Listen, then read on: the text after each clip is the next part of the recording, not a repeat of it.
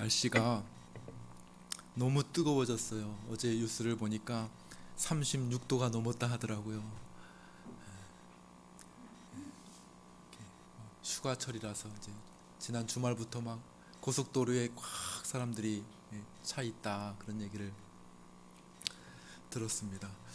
우리 교회도 뭐 이제 내일부터 2박 3일간 저, 저 소백산 자락이더라고요. 소백산 저 깊은 산 속에 휴양림이 있는데 거기서 아주 좋은 수련의 시간을 가지려고 합니다. 그곳에서 이렇게 또 깊은 골짜기 같은 것도 찾아가서 또 이렇게 쉬는 그런 시간을 갖기를 기대를 합니다. 오늘 본문에도 보니까 깊은 계곡이 나와요. 깊은 계곡. 우리 4절 말씀을 한 번만 더 읽어볼까요? 4절 말씀을 읽기 전에 우리 그 1절, 2절, 3절 이제 시편 23편의 반을 끝냈는데 여러분들이 뭐 기억나시는 대로 저도 한번 이렇게 더듬어 보면서 1절부터 3절까지를 먼저 한번 이렇게 암송해 볼까요? 암송.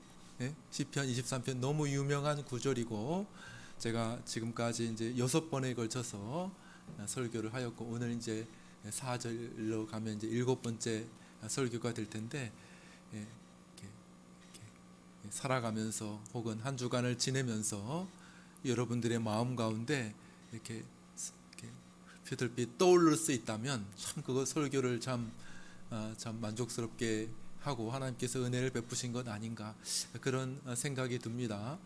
저도 이렇게 지나면서 이렇게 흙빛 시편 23편의 내용이 다시 한번 이렇게 떠오르고 이렇게 되뇌어지고 묵상이 되는데 제가 기대하는 바도 그런 것이죠. 여러분들이 한 주간을 지내면서 뭐 정신없이 아침에 일어나서 출근하고 뭐 또 공부하고 뭐 이렇게 하다 바쁘니까 잊어버릴 수도 있겠지만은 그러나 어느 순간에 시편 23편이 여러분의 생각과 마음에서 떠오를 수 있다고 하면 참 귀한 일이다 그런 생각이 듭니다. 그러려면 좀 외워야 돼. 1절부터 3절까지 한번 외울 수 있는 대로 한번 외워봅시다. 1절과 3절 제가 도와드릴 테니까 제가 같이 할 테니까 시작. 여호와는 나의 목자시니 내게 부족함이 없으리로다. 그가 나를 푸른 풀밭에 누이시며 쉴 만한 물가로 인도하시는 도다. 내 영혼을 소생시키시고 자기 이름을 위하여 의의 길로 인도하시는 도다. 아멘. 6번의 설교가 다 떠오르기를 바란다는 것은 좀 어려울 것 같고 그러나 그 설교 한 편 한 편 이렇게 한 주제라도 여러분들이 붙잡고 이때 이 말씀을 하셨지. 여호와는 나의 목자시니 내게 부족함이 없으리로다. 무슨 설교 하셨지? 생각이 안 나면 안 되고 하나라도 이렇게 그가 나를 푸른 풀밭으로 쉴 만한 물가로 인도하시는도다. 인도하신다고 하셨지. 여호와가 나의 목자셔서 우리를 인도하신다고 하셨지. 내 영혼을 그 거꾸러지고 뒤집어진 내 영혼을 소생시키시고 자기 이름을 위하여 내가 구원의 길을 가는 것은 나 혼자만의 문제가 아니라 주님의 이름이 달려있는 문제구나. 의의 길로 내가 걷는 길은 악한 길 죄의 길이 아니구나. 의의 길로 인도하시는도다. 여러분 6번의 설교를 했는데 얼마나 남았는지 모르겠습니다. 여러분들이 다시 한번 이렇게 되뇌어 보면서 설교를 한번 다시 한번 꺼집어낼 수 있는 대로 꺼집어내고 한 주일 동안 살아가면서 여호와는 나의 목자십니다. 이렇게 한번 이렇게 되새겨보고 좀 힘든 일이 있더라도 그래 여호와가 나의 목자시니까 내게 부족함이 없다고 했어. 그래서 용기를 한번 내볼 수 있다고 하면 그래서 흔들리는 믿음 이게 뭐야 원망이 일어나려고 하는 그런 순간에도 그래도 그래 여호와가 나의 목자시니 내게 부족함이 없다 하면서 다시 믿음으로 나아갈 수 있다고 하면 그것이야말로 하나님께서 우리에게 주시는 은혜가 되는 줄로 믿습니다. 3절까지 우리가 염두에 두면서 이제 분위기가 바뀝니다. 4절부터는 분위기가 바뀌어요. 1절부터 6절 짧은 구절이지만은 시편 23편은 양의 1년 주기를 이렇게 그리고 있는 거예요. 뭐라고요? 양의 1년 주기, 양이 어떻게 이렇게 살아가는지 1년 주기를 그리고 있어요. 그래서 1절부터 3절까지는 겨울부터 봄까지 이렇게 그 집 근처에서 이렇게 그것을 이제 겨울 목장이라고 합니다. 집 근처에서 이렇게 풀을 이렇게 뜯으면서 이렇게 지내는 모습을 이렇게 그리고 있다고 하면 4절부터는 초여름부터 늦 가을까지 이렇게 여정을 이야기를 하면서 저 고원에 있는 그런 이렇게 여름 목장으로 이동을 해서 또 거기서 이렇게 지내는 그런 과정을 그리고 있습니다. 그래서 이제 다시 돌아온다. 내가 여호와의 집에 영원히 살리로다. 이제 돌아오는 장면을 그리고 있는 것으로 양의 1년 주기가 맞춰지게 됩니다. 그래서 1절부터 3절까지가 일단 한 단락이 이렇게 끝나고 있고 4절부터는 분위기가 좀 사뭇 달라지는 것을 우리가 보게 됩니다. 이제 4절을 읽겠습니다. 4절 말씀입니다. 같이 읽습니다. 시작. 내가 사망의 음침한 골짜기로 다닐지라도 해를 두려워하지 않을 것은 주께서 나와 함께 하심이라. 주의 지팡이와 막대기가 나를 안위하시나이다. 아멘. 내가 사망의 음침한 골짜기를 다닌다. 이렇게 이야기를 하고 있습니다. 여기에서 이렇게 유대의 목자의 경험이 있는 사람들은 아하, 여기에 계절이 달라지는구나. 사망의 음침한 골짜기, 이거는 그 고유명사입니다. 고유명사. 실제로 유대 지역에는 사망의 음침한 골짜기가 있어요. 있다고 합니다. 그래서 예루살렘 성으로부터 사해바다 있죠. 사해바다 모든 물을 받아들인다는 사해바다가 있습니다. 사해바다. 그래서 염도가 아주 짙어요. 보통은 23 근데 한 25 정도, 26 정도 되는 아주 염도가 짙어가지고 이렇게 뒤로 뒤집으면 둥둥둥둥둥둥 그냥 떠요. 수영 못하는 사람도 사해바다 거기에 이제 막 미네랄이 많은 그런 것이 있다고 해가지고 막 비누를 팔아요. 비누. 그러면 이제 거기 갔던 여행객들은 다 비누를 사가지고 비누를 다 하나씩 나눠주는 그 사해바다까지 나 있는 그 길에 아주 좁은 그런 협곡이 이렇게 놓여져 있습니다. 그래서 목자들이 양떼를 이끌고 그 협곡을 지나가는 그 골짜기 이름이 사망의 음침한 골짜기다. 이런 이름이 붙어 있습니다.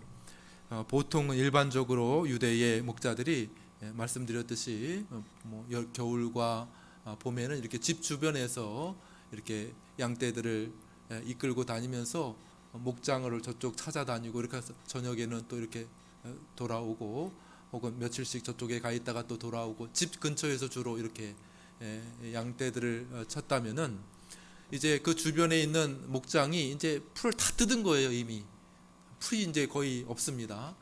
계속 놔뒀다가는 어떻게 됩니까? 그냥 목장이 황폐화되는 거죠. 그냥 다 뜯었는데 또 뜯고 또 뜯으니까 어떻게 돼요? 그냥 뿌리가 드러나잖아요. 뿌리까지 다 뜯어내면 어떻게 됩니까? 더 이상 그 풀이 자라날 수가 없게 되니까 그러면 이제 목장이 망쳐지게 되잖아요.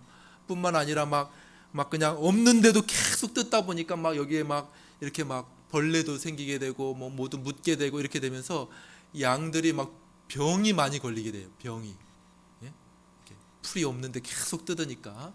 그래서 목장도 망쳐지게 되고 양떼들도 병에 걸리게 되기 때문에 이제 봄이 지나면은 이제 새로운 그 풀이 있는 저 고원의 여름 목장으로 이제 이동을 하게 되는 것입니다. 4절은 그러한 배경을 가지고 있습니다. 그래서 주변에서 계속 겨울과 봄을 보냈습니다. 거기서 풀을 다 뜯었습니다. 이제 더 이상 뜯을 것이 없어요. 그래가지고 새로운 목장으로 겨울 목장, 여름 목장으로 가야 되는데 그 길을 가기 위해서는 반드시 통과해야 될 그 길이 있어요. 길 뭐냐면 이 사망의 음침한 골짜기라고 하는 예루살렘에서 저 사해 바다까지 나 있는 저 고원으로 나아가는 그 길에 사망의 음침한 골짜기가 있다는 것이죠. 우리 같이 이렇게 도시에 사는 사람들에게는 이 사망의 음침한 골짜기, 협곡들을 이제 상상해내기가 굉장히 어렵습니다. 저도 상상이 잘 안 가더라고요. 사망의 음침한 골짜기 해봤자 그냥 동네 뒷산에 있는 작은 골짜기 정도가 생각이 나지, 그냥 사망의 음침한 골짜기가 무엇인가 이렇게 책을 이렇게 찾아보니까 사망의 음침한 골짜기에 대해서 설명을 해놓은 그런 글이 있더라고요. 이 계곡의 길이는 7km나 된대요. 7km. 엄청나게 엄청 7km. 아주 긴 협곡이고 그 폭은 한 3, 4m 정도 된다 그렇습니다. 여기 한 2m 조금 2m 정도 되는 거니까 여기서부터 저기까지밖에는 되지 않는 3, 4m 정도 되는 그러한 협곡입니다. 아주 좁은 협곡이죠. 그리고 그 높이는 어느 정도 되냐면은 450m가 된대. 450m. 엄청나게 깊은 골짜기죠.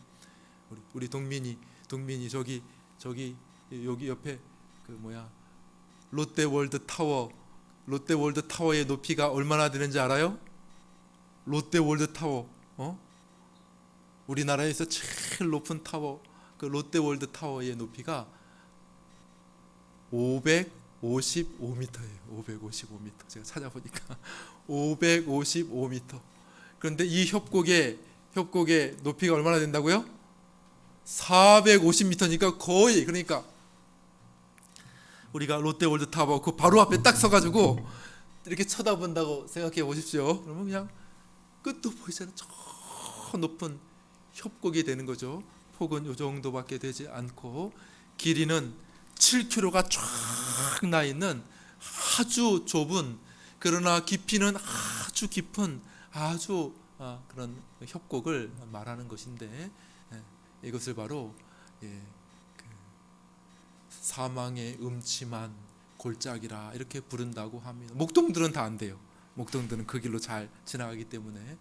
저도 한번 신학교 다닐 때에 이렇게 이스라엘을 여행해 본 적이 있는데 아쉽게도 이 길은 가보지 못했습니다.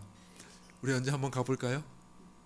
사망의 음침한 골짜기 여행 투어 한번 가볼까요? 7km를 가려면 얼마나 가야 될까요? 그 깊은 협곡을 지나가야 됩니다. 이것까지는 아니더라도 제가 경험한 거는 뭐냐면 요르단에서 페트라라는 곳을 가본 적은 있습니다. 페트라가 이제 바위라고 하는 뜻인데, 요르단에 페트라는 아주 유명한데 이 바위의 도시를 만들었어요. 바위를 파가지고 거기다가 성전도 짓고 바위를 파가지고 거기다가 막 집도 짓고 해가지고 그게 굉장히 유명합니다. 세계적으로 아주 유명한 곳이 페트라라는 곳이에요. 그리고 그 페트라를 들어가려면은 아주 좁은 협곡을 수키로 지나가야지 그 페트라라고 하는 그 암벽의 도시가 이렇게 나오게 됩니다. 제가 거기는 가본 적이 있어요. 그래서 제가 20편, 23편을 읽을 때마다 그 페트라가 떠올라요. 페트라. 좁은 협곡을 통해서 저 암벽 도시로 들어갔는데 얼마나 그게 협곡이 좁고 먼지, 당시에 로마가 이렇게 그 페트라를 공격하려고 했는데 페트라에서 그 협곡이 있었기 때문에 끝까지 버텼다는 그런 이야기가 있습니다. 결국 로마가 어떻게 되냐면 페트라로 들어가는 수도관을 깨트려 버려요.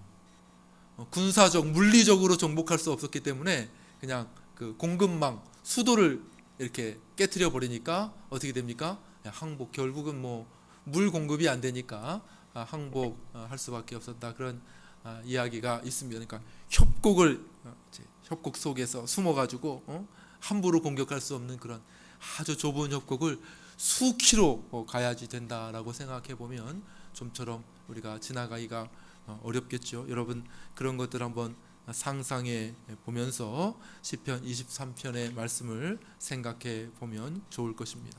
그러니까 이게 깊고 좁은 협곡, 너무 좁기 때문에 이게 하루에 빛이 들어오는 시간이 거의 없대요. 요즘에 보니까 제가 너무 햇볕이 뜨겁더라고요. 제가 한번 쳐다봤어요.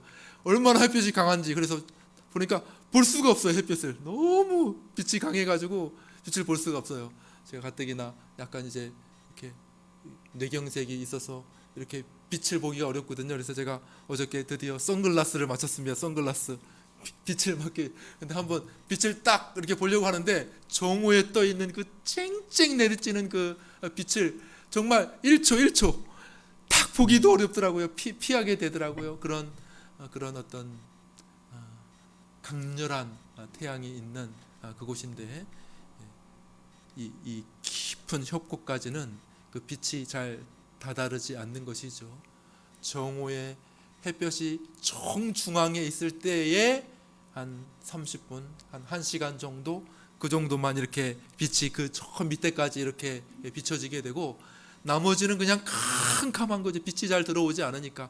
빛이 막 이렇게 뭐 회절해 가지고 반사돼 가지고 어느 정도 들어올 수는 있을지 모르지만은, 그러나 이렇게 환하게 비치는 그런 빛으로는 시간이 하루에 얼마 되지 않는 그러한 아주 사망의 음침한 깊은 어두움이 있는 그런 협곡이라고 우리가 이해하시면 좋을 것입니다. 이 골짜기에는 우리가 충분히 예상하듯이 많은 위험이 도사리고 있습니다. 깊은 협곡을 수키로 걸어가야 되니까 거기에 도둑대가 숨어 있을 수도 있고, 또 이렇게 양떼들을 노리는 맹수들이 거기에 이렇게 숨어 있다가 기습을 하기도 합니다. 더 위험한 일은 골짜기를 지나는 동안 비가 오게 되면 엄청나게 위험한 일이 벌어지게 됩니다. 요즘에도 뉴스를 이렇게 보면 이렇게 계곡에 이렇게 텐트를 치는 가족들이 갑자기 폭우가 와가지고 물이 갑자기 불어나잖아요. 좁은 골짜기 길에, 그죠? 막 순식간에 물이 이렇게 불어나게 되면 휩쓸려 갔다, 그런 뉴스들을 우리가 1년에 몇 차례 이렇게 보게 되는데, 그런 것이죠. 좁은 협곡을 이렇게 지나는데 만약에 비가 온다, 어디 피할 데도 없지 않습니까? 그러니까 그 홍수가 나게 돼서 물에 휩쓸리게 되는 그런 위험도 있습니다. 여러 가지 우리가 예상하기 어려운 많은 위험들이 여기 골짜기에 있습니다. 그렇기 때문에 이 양떼들은 당연히 이 사망의 음침한 골짜기로 지나는 것을 대단히 꺼려할 것입니다.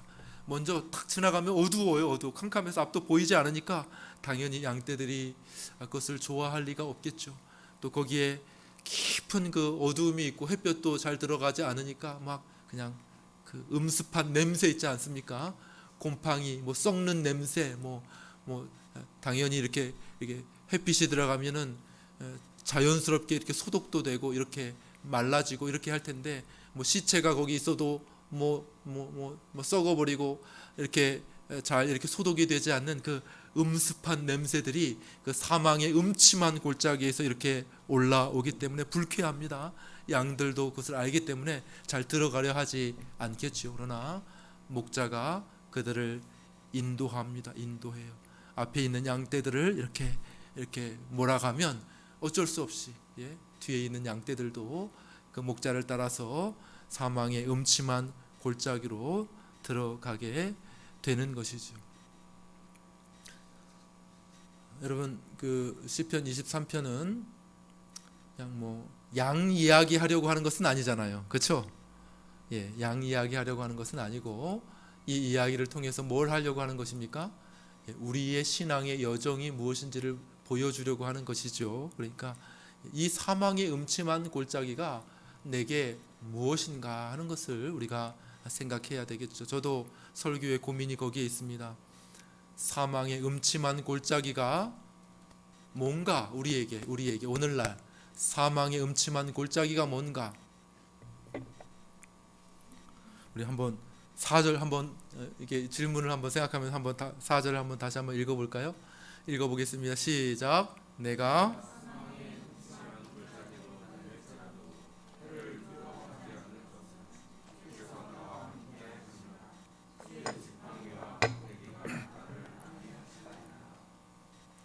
먼저 생각해 볼 수 있는 것은 이 사망의 음침한 골짜기가 뭔가. 물론 이렇게 실제적으로 그 길이 있다고 말씀드렸습니다.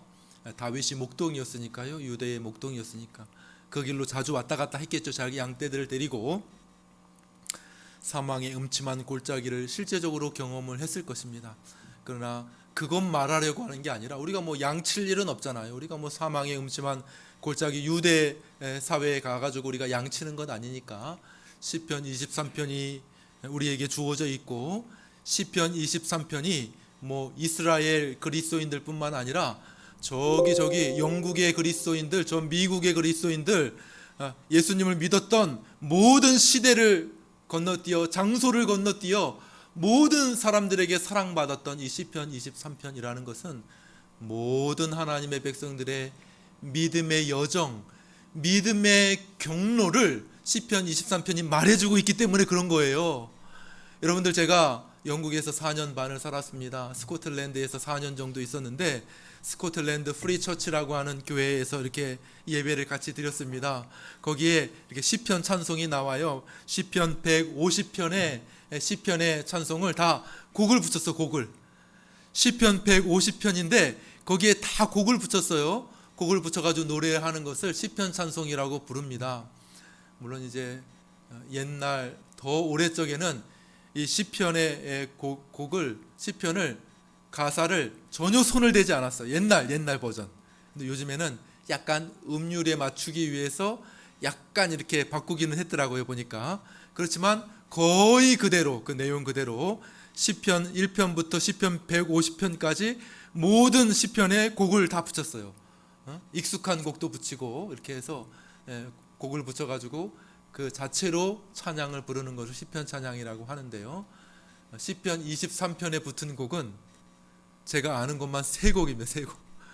한 곡만 붙이지 않고 여러 곡을 붙여가지고 시편 23편을 노래하고 있더라고요. 그러니까 그 사람들도 시편 23편이 좋은 거예요. 스코틀랜드 사람들도 시편 23편이 너무 좋은 거야. 모든 믿음의 사람들에게 가장 인기 있고 애송되었던 시가 바로 시편 23편인 거예요. 23편은 우리의 신앙의 경로를 잘 보여주고 있기 때문에 여러분들, 이 글을 통해서 우리가 그냥 양 이렇게 치는 거구나 이런 걸 배우려고 하는 것이 아니라 내가 양이고 우리 주님께서 목자이시니까 우리의 신앙의 그 여정과 경로 속에서 우리 주님께서 우리를 어떻게 인도하시는지를 시편 23편이 말해주고 있는 것이죠. 그럼 이 사망의 음침한 골짜기가 도대체 무엇인가 라고 생각할 때 우리는 다윗의 1차적으로 다윗의 인생을 한번 생각해 보게 됩니다. 그렇지. 다윗의 인생 속에도 사망의 음침한 골짜기가 있지 않았는가, 그런 생각을 해볼 수 있겠죠. 그죠? 자기 장인 사울 왕의 그 위협과 그 공격과 죽이려고 달려드는, 잡으려고 쫓아오는 그 위험을 피해서 다윗이 이 산 저 산, 이 골짜기 저 골짜기 숨으면서 야 나와 사망은 한 걸음뿐이니이다. 주여 나를 도와주십시오. 나와 사망은 한 걸음밖에는 차이가 없습니다. 나는 거의 죽음에 내몰리고 있습니다. 이렇게 이야기했던 그 순간이 있지 않습니까? 그죠? 다윗의 인생 속에서 여기가 사망의 음침한 골짜기구나. 사울 왕을 피해서 저 깊은 저 굴 속으로 들어갔던 그런 다윗의 인생을 우리가 떠올릴 수 있지 않습니까? 그렇지. 사망의 음침한 골짜기가 다윗에게도 있었지. 그래, 생각해 볼 것입니다. 또 어떤 것이 생각이 납니까? 그래, 압살롬, 자기 몸으로 낳은 압살롬을 피해서 궁궐을 버리고 왕이 여러 군사들과 함께 도망치던, 저 요단강을 건너서 그 나루터를 건너서 이렇게 도망치던 그러한 모습을 생각해 볼 수 있겠죠. 이 모략을 택하느냐, 저 모략을 택하느냐, 아히도벨의 모략을 택하느냐, 후세이의 모략을 택하느냐에 따라서 이 전쟁의 승패가 왔다 갔다 하는 사망의 음침한 골짜기와 같은 것을 지나는 때가 다윗에게 있지 않았습니까? 아니면 밧세바 사건, 자신의 다윗의 그 영적인 깊은 침체, 죄로 말미암아 하나님과 멀어졌던 밧세바 사건으로 인하여 그 영혼이 1년 이상 하나님과 교제가 없었던 그 밧세바 사건으로 인하여 그가 사망의 깊고 음침한 그 골짜기에 내려가지 않았는가? 우리는 1차적으로 다윗의 인생 속에서 야, 사망의 음침한 골짜기가 무엇인가 하는 것을 이해해 볼 수 있습니다. 여러분들, 이러한 것을 가지고 우리는 우리의 스스로의 삶에도 적용해 볼 수 있겠죠. 내 삶의 사망의 음침한 골짜기는 무엇인가? 제가 이렇게 묵상하다가 매일매일 사망의 음침한 골짜기를 건너고 있는 것 아닌가, 그런 생각을 하게 됩니다. 우리 성도들이 한 주간 사망의 음침한 골짜기를 건너서 이곳에 오지 않았는가, 저는 이렇게 묵상을 하다가 그런 생각이 듭니다. 사망의 음침한 골짜기를 지나서 이곳에 오신 것 아닙니까? 그죠? 야, 어떤 사람이 툭 던진, 그냥 쨍쨍쨍 이렇게 빛이 비추었는데, 괜히 어떤 사람이 툭 던진 그런 말에 상처를 받아가지고 갑자기 어두워져서 갑자기 어두워져서 깊은 시험에 빠지게 되는 사망의 음침한 골짜기를 우리가 경험하지 않습니까? 인생의 여러 고비 앞에서 야, 어떻게 될까, 나의 이 기업이, 나의 이 사업이, 나의 이 직장이, 나의 이 공부가, 나의 이 진로가 어떻게 될까 잊고 있다가 갑자기 그런 불안한 마음이 이렇게 일게 되면 갑자기 사망의 음침한 골짜기에 쑥 들어가는 것 아니겠습니까? 그죠? 우리의 인생이 사망의 음침한 골짜기에 쑥 들어가게 되는 것이죠. 건강이 갑자기 좋지 않아져서 시리에 빠지게 될 때 갑자기 사망의 음침한 골짜기가 우리 앞에 확 나타나지 않습니까? 치료를 받다 보니까 조금 호전돼요. 그러면 이제 아이고 즐겁다, 좋다 이렇게 하다가도, 저도 마찬가지, 야, 이렇게 뇌경색이었는데 이렇게 한 2달 정도 만에 굉장히 빠르게 회복이 됐습니다. 장로님, 굉장히 빠르게 회복이 됐어요. 한 80% 정도가 그냥 확 회복이 되더라고요.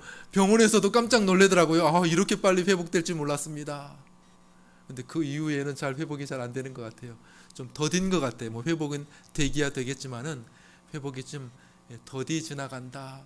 이렇게 뭐 운동도 하고 한의원에도 좀 가고 이렇게 하지만 이게 좀 더디다 그런 생각이 듭니다.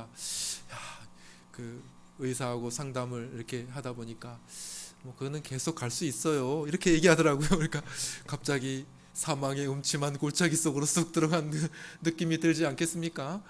빨리 호전될 때는 야, 이제 이렇게 한두 달 더 지내면 이제 다 온전해지겠구나, 이렇게 쨍쨍쨍쨍 하다가 이게 좀 더뎌지는 것 같고, 어제보다는 더 컨디션이 후퇴한 것 같아.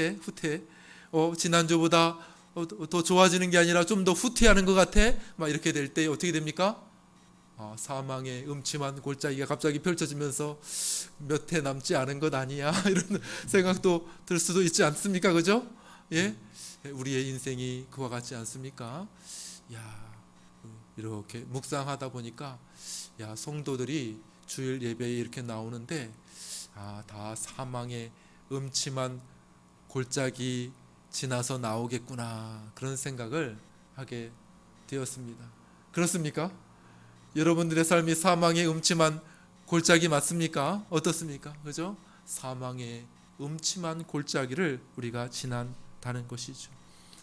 이 성경 시편 23편이 우리에게 말하고자 하는 것이 무엇입니까? 야, 요 짧은 구절에 어떻게 우리 다양한 수많은 하나님의 백성들의 다양한 영적인 경험을 어떻게 여기에 다 녹여낼 수 있겠습니까? 그건 불가능하죠. 그렇지 않지 않습니까? 그죠? 수십 년 인생을, 한 인생만 해도 수십 년 인생을 우리가 살아가게 되는데 그 다양한 경험들을 다 녹여낸다는 건 불가능하죠. 뿐만 아니라 수많은 하나님의 백성들, 삶이 다양하잖아요. 그죠? 다 똑같지 않잖아요. 다 다양한 형편에 있는 수많은 하나님의 백성들의 영적인 삶을 여기에 녹여낸다는 것은 불가능할 것입니다. 그런데 대표적인 거, 다시 말하면 누구나 사망의 음침한 골짜기 지나간다. 이 사람에게만 있는 것, 요 몇 사람에게만 있는 것, 그런 것만 얘기하지 않았겠죠. 여기에 기록된 것은 공히 모든 하나님의 백성들이 경험할 만한 그런 거 얘기하지 않겠습니까? 여기 시편 23편에. 그러니까 따라해 봅시다. 누구나 사망의 음침한 골짜기를 지나간다. 이것이 바로 시편 23편이 우리에게 이야기하려고 하는 사실인 것입니다. 누구도 예외 없이 우리 주님께서 하나님의 양떼들을 반드시 이 사망의 음침한 골짜기로 인도해 가시는 것입니다. 저 높은 구원으로 어떨지 모르겠습니다. 뭐 다양하죠. 어떤 사람들마다 다양하죠. 이 사람은 이러한 사망의 음침한 다양한 사망의 음침한 골짜기를 경험하지만은 그러나 공의 모든 하나님의 백성들, 저 천국으로 나아가는 모든 하나님의 백성들은 다 사망의 음침한 골짜기를 경험한다고 하는 사실을 여러분들이 잊지 않고 기억할 수 있기를 간절히 바랍니다. 적어도 모든 사람이 죽음은 통과하잖아요. 대표적인 거 하나만 얘기해 볼게요. 사망의 음침한 골짜기. 죽음이죠, 죽음. 나는 안 죽을 것 같아요. 손 들어보세요. 다 사망의 음침한 골짜기, 뭐 다양한 것이 있겠지만은 대표적으로 마지막으로 우리가 죽음이라고 하는 사망의 음침한 골짜기를 지나게 될 것입니다. 죽음 언저리에 있는 음습한 냄새, 그죠? 병, 가난, 아픔, 눈물, 외로움, 여러 가지 파생되어지는 여러 사망의 음침한 골짜기를 누구나 한 사람도 예외 없이 다 경험하게 될 것입니다. 왜요? 목자가 그렇게 인도하시는 거예요. 목자가.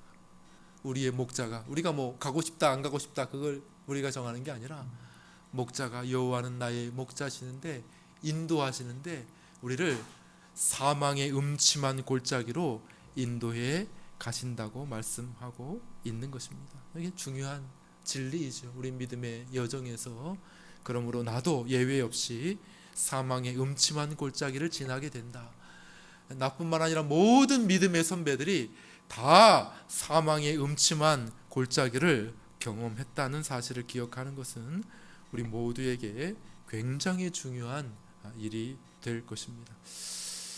그냥 한 가지만 지난 금요 기도회 때 함께 살펴보았던 그런 이스라엘 백성들의 이야기를 하고 정리하려고 합니다. 하나님께서 이스라엘 백성들을 이끌고 요단강 건너편 앞에 서게 됩니다. 요단강을 건너는 장면이죠.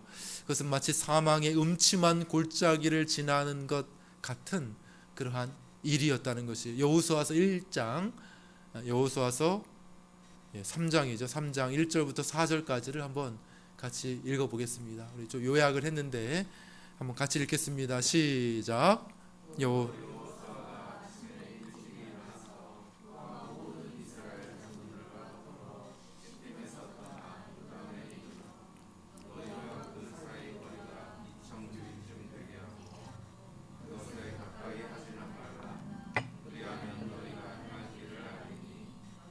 이전에 이 길을 지나보지 못하였음이니라 하니라. 아멘. 금요 기도회 때 잠시 살펴본 내용인데 한번 따라해볼게요. 이전에 이 길을 지나보지 못하였음이라. 한 번도 가본 적이 없었던 그 길을 하나님께서 인도하려고 하시는 것이죠. 두려운 길입니다. 왜요? 막 요단강이 막 넘실넘실거리고 급하게 막 흐르고 있거든요 지금. 그런데 그 길로 들어가라는 거예요. 요단강 물에 발을 담그라는 거예요. 너무나도 무섭습니다. 죽음의 길. 요단강 건너가 만날이 죽음의 길 아닙니까? 사망의 음침한 골짜기로 목자가 막 밀어 넣으려고 하는 것입니다. 이스라엘 백성들을 다 두렵죠. 두려워. 한 번도 가본 적이 없는, 옛날 자기 부모 세대는 한 번 더 큰 거를 건넜습니다. 홍해를 건너봐서 홍해.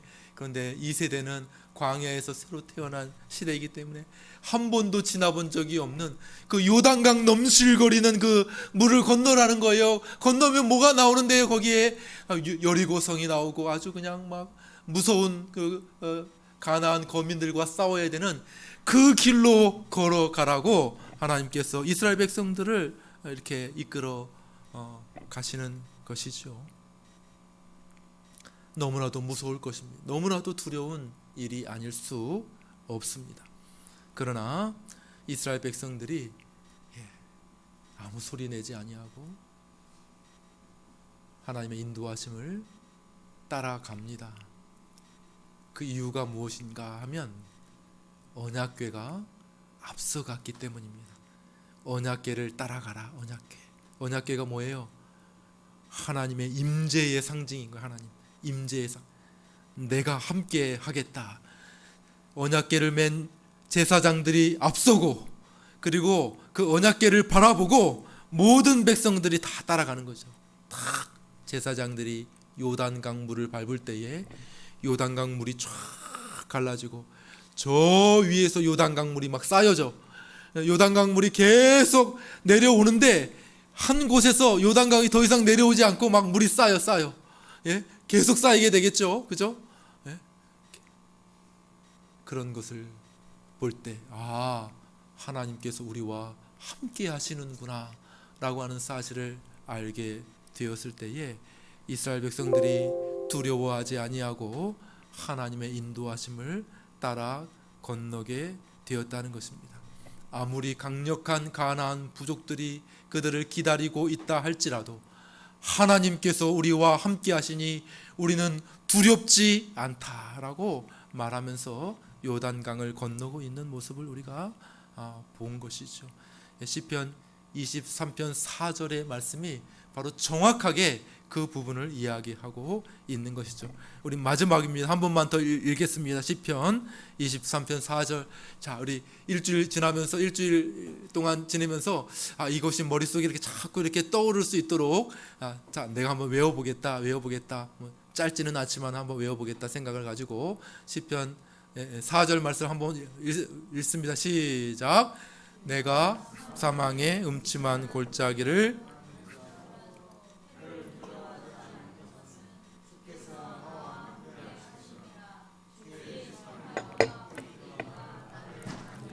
한번 따라해 봅니다. 나는 두렵지 않습니다. 주님이 함께 계시기 때문입니다. 이것이 바로 모든 믿음의 사람의 고백이 되는 줄로 믿습니다. 사망의 음침한 골짜기, 여러분 만만치 않습니다. 말씀드렸죠. 아주 깊은 협곡, 어둡습니다. 무섭습니다. 두렵습니다. 만만한 곳이 아닙니다. 그 앞에 서면 모든 양떼들이 다리로 탁 버티고 안 들어가려고 매매 울부짖었을 것입니다. 안 들어가. 절대 나는 여기 사망의 음침한 골짜기로 들어가기 싫어. 냄새도 싫고 나는 너무 무서워, 어두워. 한치 앞을 볼 수가 없잖아. 그렇게 하지 않았을까요? 사망의 음침한 골짜기는 너무 불쾌한 그러한 골짜기였을 것입니다.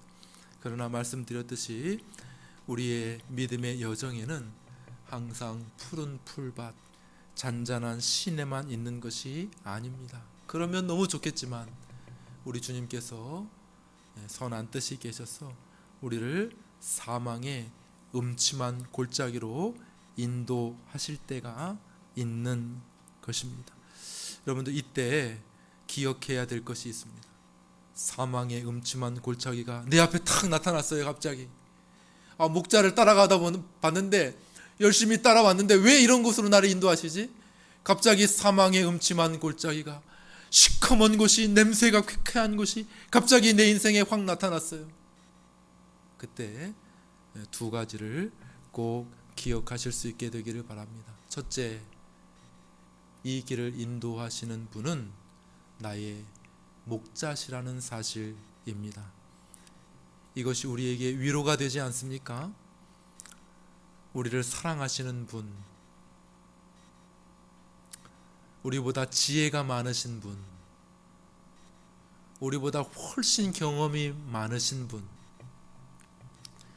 이미 이 사망의 음침한 골짜기를 여러 번, 수십 번도 더 여러 번 왔다 갔다 건네고 양떼들을 인도하셨던 사랑하는 그 목자, 능력이 많으신 나의 목자가 나를 이곳으로 인도했다.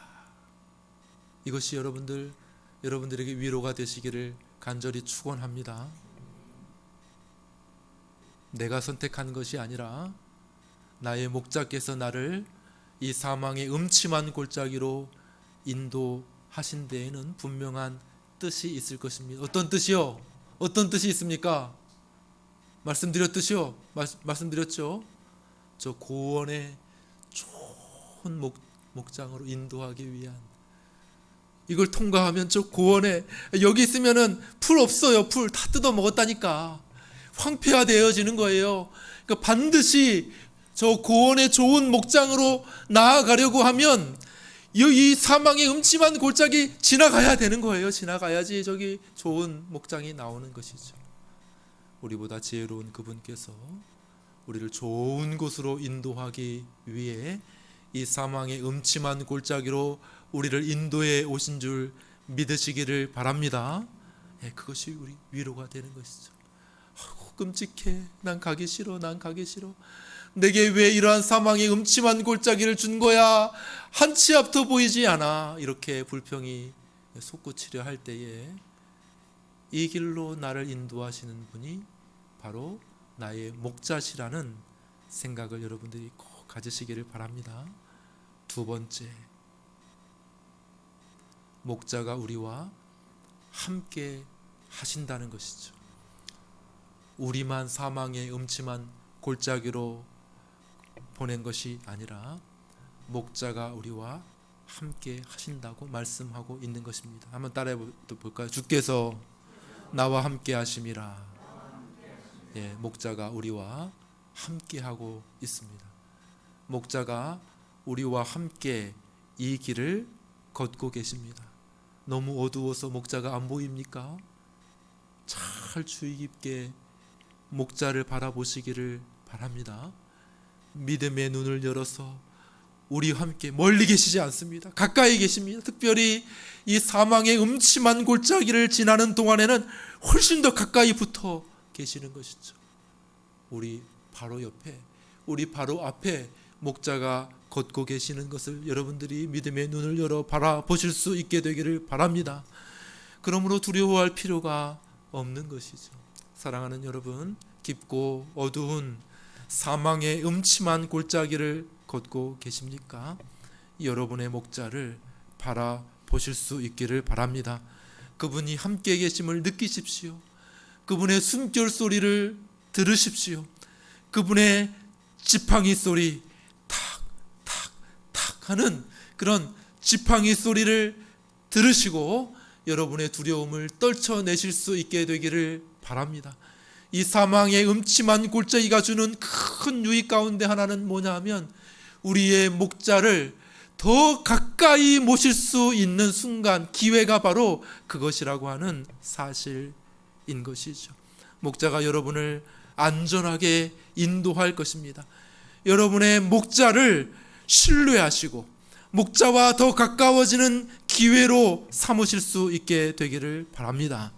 그러면 어느 순간 사망의 골짜기가 끝나 있는 것을 보게 될 것입니다. 저 푸르고 화려한 저 고원의 목장이 우리 앞에 영광스럽게 나타나게 될 것입니다. 우리는 영적으로 훨씬 더 성장해 있을 것입니다. 목자와 더 깊고 풍성한 관계를 누리게 될 것입니다. 이것이 바로 사망의 음침한 골짜기를 걷게 하시는 이유인 것이죠. 다시 말씀드립니다. 두려워하지 마십시오. 모든 신뢰를 다해서 목자와 동행하실 수 있게 되기를 간절히 바랍니다. 한 주일 동안 지내면서 시편 23편의 말씀을 되뇌어 보시기를 바랍니다. 나는 두렵지 않습니다. 내가 사망의 음침한 골짜기를 지날지라도 해를 두려워하지 않을 것은, 해가 선 아니고 해로움을 두려워하지 않는다. No harm, 해로움을 두려워하지 않을 것은 왜요? 주께서 나와 함께 하시기 때문인 줄 믿으시기를 바랍니다. 우리 찬송가